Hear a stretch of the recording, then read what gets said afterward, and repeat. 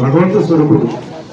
ఆ నడత చూడండి ఎలా ఉందో, అతను నడత, అతను అతను ఆ చోటు సూటు భగవంతుడు పుట్టించాడు. అతన్ని భగవంతుడు పుట్టించాడు కాబట్టి రకరకమైన కులాలు పూజిస్తాము, రకరకమైన దేవుళ్ళు పూజిస్తాం. కానీ అంబేద్కర్ గారికి కులము మతం లేదండి. ఈ దేశానికి ఆదర్శమూర్తి, ఈ దేశానికి శక్తివంతుడు. ఈరోజు మేమంటే నిలబడి ఉన్నామంటే నేనే కాదు, ఈ రాష్ట్రంలో దేశంలోని పార్లమెంట్ సభ్యులు, ఈ రాష్ట్రంలో దేశంలో వార్డు మెంబర్ నుంచి ప్రధానమంత్రి దాకా, ఈ రాష్ట్రంలో కాక దేశంలో ఉన్నటువంటి అటల్ నుంచి కలెక్టర్ దాకా అనేక ఉద్యోగ సంఘాలు, అనేక ప్రెస్ మీట్లు ఉన్నటువంటి ఎలక్ట్రానిక్ ప్రింట్ మీడియా వారు ఒక బలమైన శక్తి ఇచ్చాడు భగవంతుడు. అతను ఎంతో మంది మేధావులు ఉన్నారు భారతదేశంలో. కానీ ఆనాడు అంబేద్కర్ గురించి జవహర్లాల్ నెహ్రూ కానీ, వల్లభాయ్ పటేల్ కానీ, గాంధీ గారు కానీ వీళ్ళంతా కూడా ఎతికి ఒక లండన్లో చదివినటువంటి మోహన్ వ్యక్తి ఉన్నారని అతని తీసుకొచ్చి రాజ్యాన్ని రాపించారు. ఒకరోజు 2 రోజులు కాదండి. ఆ పుస్తకాలు మా పార్టీ ఈరోజు నేను చాలా బాధపడ్డాను. ఒక నేత రాజ్యాంగ నిర్మాతల గురించి ఏ పేపర్లో కూడా ఇతని దేశానికి సేవ చేసినట్టు గుర్తించినటువంటి విషయాన్ని ఈనాడు ఈ కోర్టులో సభ్యులైతే రాసింది, రాసినటువంటి రాజ్య చట్టాలు కార్మిక రాసింది. ఈ ప్రధానమంత్రి గారు మోడీ గారు మహిళా బిల్లు పెట్టుకుంటున్నాడు. ఎవరు రాశారండి? అంబేద్కర్ రాశారు. ఇది తెలుసుకోవాలా. ఇది కులాలకో, మతాలకో, ప్రాంతాలకో, జాతి కంచి పెట్టింది కాదు. ఎంతో మంది ఈరోజు దేవుడు కలుస్తారు. గతం చూసుకుంటాం, రకరకాల మనుషులకి ఎన్నికలు ఇస్తే మొత్తం తనము పెట్టేస్తారు. కానీ భారతదేశం, ప్రపంచ దేశాలు కూడా మొహమ్మద్ బిన్ అంబేద్కర్ గారికి సొట్టునే సొట్టు విధానం రాసుకోండి మీరు. అంటే అతని పేరు చెప్తేనే ఏ అధికారి అయినా కూడా, అంబేద్కర్ పేరు చెప్తేనే ఏ రోడ్డు పెట్టినా, ఎక్కడ శిలాగ్రం పెట్టినా శ్రీకాకుడు. అంటే అంత శక్తివంతుడు, బలమైన నాయకుడు, దళిత గుర్తుబిడ్డ. ఆ గుర్తుబిడ్డకి మనందరం కూడా రావాలా, చేయాలా. ఒకరు పిలిచినారు, పిల్లలు కాదు, మన డ్యూటీ, మన కర్తవ్యం. దీంట్లో చాలా మంది రకరకాల పార్టీలు చేస్తారు, మన దేవుని కొలుస్తారు, రకరకాల మనుషులు వస్తారు. కానీ దాన్ని స్వాగతించాలి మనం. ఈ రోజు ఎటువంటి రోజు? బలమైన రోజు. అంబేద్కర్ జయంతి కానీ, వర్ధంతి కానీ. ఎందుకు చెప్తానంటే, నేను గతంలో శాసనసభ్యులు కూడా నేను అసెంబ్లీ సాక్షిగా గౌరవ ముఖ్యమంత్రి నాకు సీట్ ఇస్తుండొచ్చు. కానీ మేము అడుగు పెట్టడానికి ఆ ప్రాంగణంలో 30 మంది ఎస్ఎస్లు ఉన్నాం. అడుగు పెట్టడానికి రిజర్వేషన్ కల్పించారు కాబట్టి అసెంబ్లీలో ప్రాంగణంలో అడుగు పెట్టిన విషయాన్ని నేను అసెంబ్లీ సాక్షి చెప్తాను. ఇక్కడ కానీ అసెంబ్లీ చెప్తాను అందుకుంటే ఇక్కడ కానీ మేము ఎస్ఎస్లు 30 మంది, ఆ 30 మంది సీట్ ఎలా ఇచ్చారండి? ఆ రిజర్వేషన్ ఉంది కాబట్టి మేము ఎన్నికలు కాబట్టాం. ఆ రిజర్వేషన్ ఉంది కాబట్టి ఆ దేవాలయానికి ప్రాణాలు పోగలిగాం. ఆ రిజర్వేషన్ ఉంది కాబట్టి ఈరోజు చట్టసభల్లో కానీ, పార్లమెంట్లో కానీ వాళ్ళు ఉన్నారంటే వారి పెట్టిన భిక్ష. ఆ భిక్ష మన జాతికి అనేటువంటిది కాదు, భారతదేశం అంటే పెట్టారు. దీన్ని తెలుసుకోవాలా. ఆ మూల శక్తికి ఈరోజు వాళ్ళ పుస్తకాలు రాసి కన్నీళ్ళు వస్తుందండి. ఎలా ఎలా కష్టపడి జాతి కోసం, నీళ్ళు లేక, నడవడానికి చెప్పులు లేక, బయట కూర్చొని అందరితో సమానం కూర్చోలేక చదివిన చదువు ఈ దేశంలో, ఈ రాష్ట్రంలో, ఈ భారతదేశంలో ఎవరైనా చదివారండి? అతను తీసుకున్న చట్టాలు ఎవరైనా చదివారా? అవి చేసిన సేవలు ఏమైనా చేశారా? రాశాడు, మనం కూర్చుంటున్నాం. చేశాడు, మనం ఎంచుకుంటున్నాం. చదివించాడు, మనం చదువుకుంటున్నాం. ఇది మనం దృష్టించుకోవాలి. భావి తరాలకి మనం సురక్షగా ఉండాలండి. మా పార్టీ సోదరు చెప్తున్నాను, ఏదో 2 లైన్లు రాయడు కాదు, జీవితం రాసుకోండి. ఎలా కష్టపడ్డాడో, ఒక పుస్తకం ఎలా రాయగలుగుతాడు. భారతీయులు ఎక్కడ రాశాడండి? 1956లో ఫిబ్రవరి 20 సమర్పిస్తే ప్రభుత్వానికి ఆ బుక్ రాజ్యాంగం ఎలా రాశాడు, ముందు సంసరిగా రేపు ఏం జరగబోతుందో ఈ రోజే రాశాడండి. దాన్ని సృష్టించిన దేవుడు బాబాసాహెబ్ అంబేద్కర్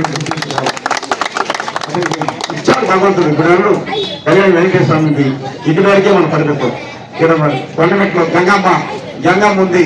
ఆ గంగమ్మ మనం పూజ చేస్తాం, కానీ చుట్టుపడిపోతాం, పూజ చేస్తాం, ఇక్కడ వరకే. కానీ మన బిడ్డ భారత ప్రపంచ దేశం అంతా కొని అంటున్నారండి. ఎంత గౌరవం, ఎంత మర్యాద, ఎంత ప్రతిష్ట ఈ భారతదేశం తీసుకుంటే మనకే కాదు, మన భారతదేశం తీసుకుంటే ఆణిముత్యం. ఆ ఆణిముత్యానికి జయంతి అయినా వర్ధంతి అయినా భారత రాజ్యాంగ దినోత్సవం 26 తేదీన ఫిబ్రవరి జనవరి 26 తేదీన కూడా ఘనంగా చేయాలి. మనం స్ఫూర్తిదాయి రావాలా. ఈరోజు గ్రామీణ ప్రాంతాల పనిలో గతంలో ఎవరు తెలియదండి అంబేద్కర్ అంటే. మేము 1975 పుత్తూరు మేము అంబేద్కర్ ప్రెసిడెంట్ 50 సంవత్సరాలైంది. 1976లో బతుల్లో ఆ భవనం కట్టాను.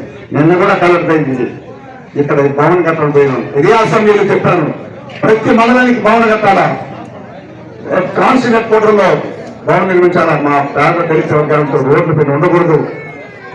ఏదైనా మంచి అయినా శుభమైన కావాలంటే కూర్చొని మాట్లాడి బాగుండాలంటే ఈనాడు వరగుప్త కాదు ఈ సైట్.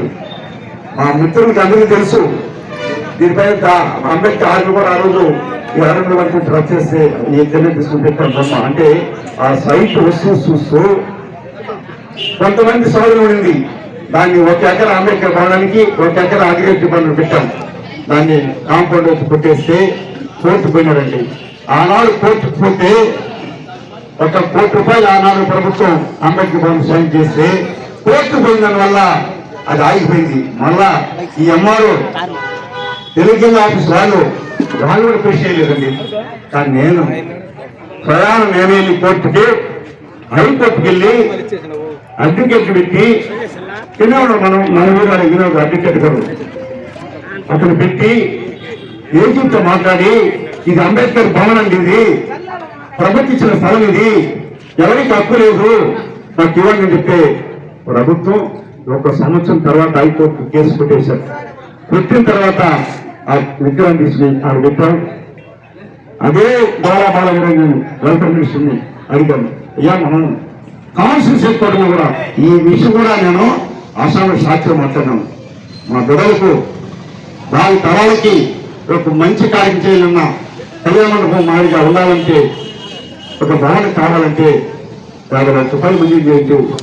మినిస్టర్ సాక్షి చెప్పాను, మొన్న కూడా కలెక్టర్ కలిసి 50 లక్షలు ఇవ్వండి, నువ్వు కట్టుకోవాలా, బాగుంది, వేరే వాళ్ళు దాన్ని ఎంటర్ కాకుండా ఇప్పటివరకు కాపాడాము అని ఒక మీరందరూ కూడా భవిష్యత్తులో ఒక భవనం కావాలా, భవనంలో మంచి చేసి మాట్లాడుకోవాలా, వీధులు మాట్లాడకూడదు, ఈ భారత రాజ్యాంగ నిర్మాణ భవనం ఇది అని ఒక తీర్మానం చేసి మనం కల్పించాం.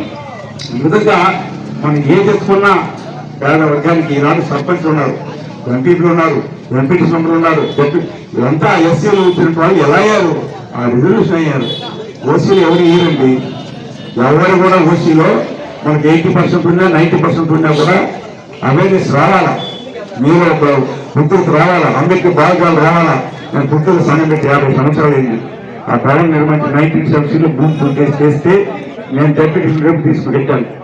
అదే పుత్తూరులో ఇద్దరు కలిసి పెడితే ఎంతో మంది అధికారులు శాసనసభ్యులు ఆనాడు శాసనసభ్యులు కూడా దాన్ని పెట్టుకుంటున్నారు. అయినా ఆ బలం, ఆ శక్తి దేవుడు అంటే అంబేద్కర్ నాకు ఇచ్చాడు కాబట్టి నేను ఒక్కడే పోరాటం చేసి 4 రోజులు కాదు పుత్తూరు 4 రోజుల కలిసి పెట్టాను. కానీ పుత్తూరు ప్రజలు సహకరించారు.